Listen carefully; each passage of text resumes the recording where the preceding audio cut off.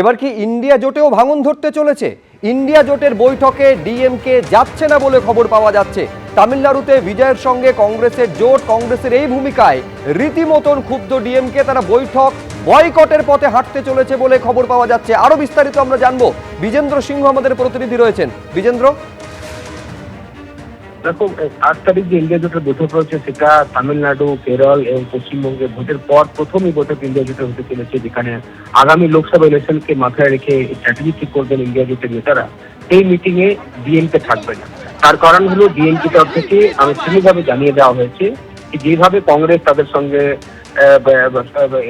ব্যবহার করেছে তামিলনাড়ুতে ইলেকশন আসার পর, তারা যেভাবে বিজেপিকে সাপোর্ট করেছে সেটাতে তারা বিশ্বাসঘাতকতা মনে করছেন কংগ্রেস তাদের সঙ্গে করেছে।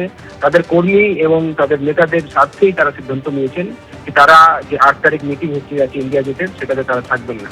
আরো একটা দল যার উপর এরকম সম্ভাবনা রয়েছে তারাও হয়তো মিটিং এ থাকবেন না, সেটা হলো আম আদমি পার্টি। আম আদমি পার্টির কারণ হলো কি, পাঞ্জাবে ইলেকশন হতে চলেছে আগামী 1 বছরের মধ্যে। সেখানে কংগ্রেস এবং আম আদমি পার্টি অপোজিশন পার্টির মধ্যে রয়েছে, একসঙ্গে নেই তারা।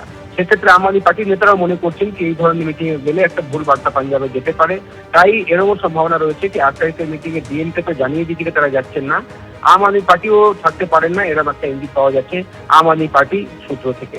এখন দেখতে হবে কত পার্টি 8 তারিখের এই ইন্ডিয়া জোটের যে মিটিং হতে চলেছে কনফারেন্স ক্লাবে সেটাতে থাকছে এবং সেখানে কি রণকৌশল ঠিক করা হচ্ছে ইন্ডিয়া জোটের নেতাদের তরফ থেকে।